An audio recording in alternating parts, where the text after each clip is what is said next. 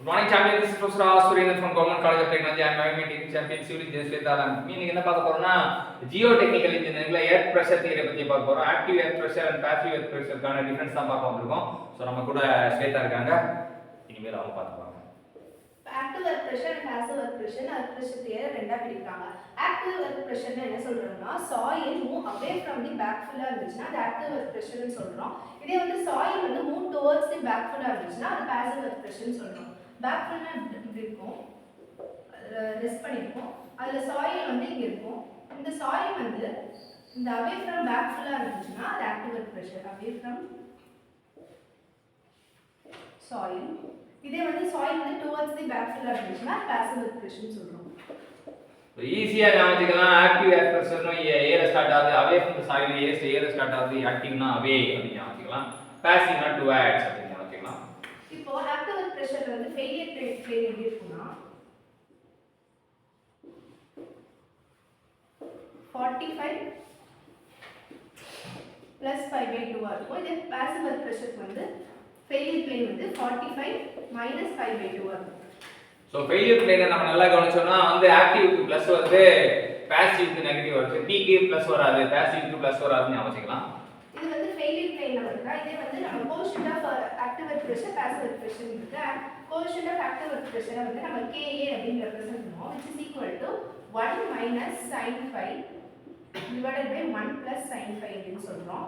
இதே வந்து passive earth பிரஷருக்கு Kp coefficient of passive earth pressure வந்து Kp ன்னு ரெப்ரசன்ட் பண்ணுவோம், which is equal to 1 plus sin phi divided by 1 minus sin phi. இதுல பாசிட்டிவ்னால positive அப்படினு நம்ம கோஎஃபிஷியன்ட். சோ நம்ம Ka பாத்தீங்கன்னா வந்து அந்த ஸ்க்ரூ ஜாக்கோட ஃபார்முலா நமக்கு பழசு ஞாபகம் இருக்கலாம். Efficiency formula 1 minus sin phi by 1 plus sin phi. இது அப்படியே உல்டா வருது. Kp வந்து அப்படியே தலைகீழ வருது அப்படி ஞாபகம் வச்சுக்கலாம். நெக்ஸ்ட் இந்த கோஎஃபிஷியன்ட் ஆஃப் எர்த் பிரஷர் வந்து நம்ம இன் டர்ம்ஸ் ஆஃப் tan சொல்லும்போது எப்படி இருக்கும்னா tan ஸ்கொயர் 45 minus pi/2. இது வந்து tan ஸ்கொயர் 45 plus pi/2. பாசிவ்னால பாசிட்டிவ் அப்படின்னு நம்ம வச்சுக்கலாம்.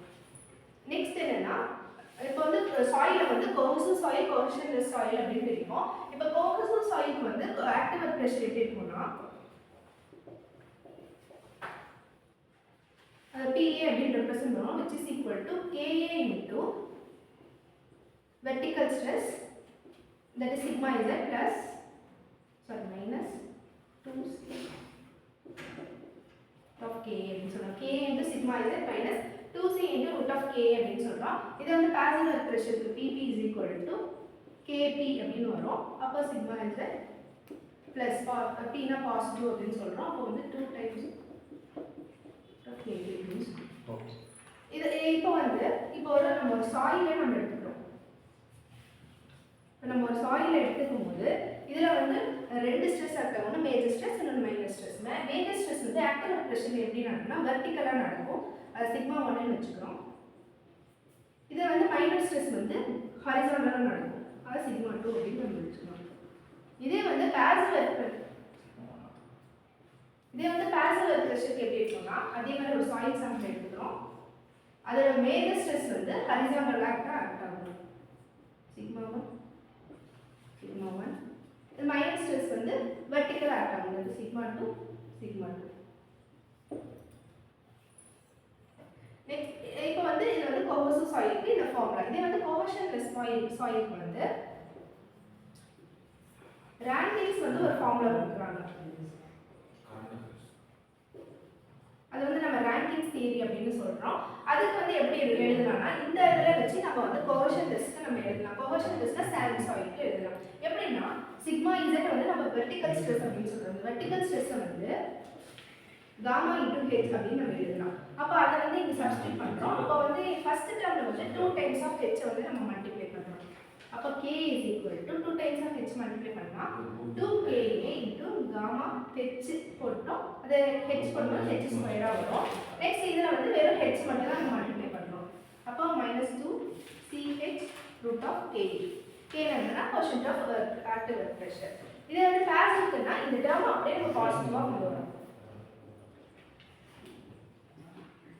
2Kp plus gamma h square plus 2Ch kb. இந்த ஃபெயிலியர் பிளேனை தவிர மற்ற எல்லாமே வந்து பேசிவ் வந்து பாசிட்டிவ்ல தான் நமக்கு என்ன வரும். ஸோ இன்னைக்கு ஆக்டிவ் ஏர் ப்ரெஷர் பாசிவ் ஏர் ப்ரெஷருக்கான ஒரு கம்பேரிசன் பார்த்தோம். எல்லாமே சூப்பர் சொல்லி கொடுத்து தேங்க்ஸ்.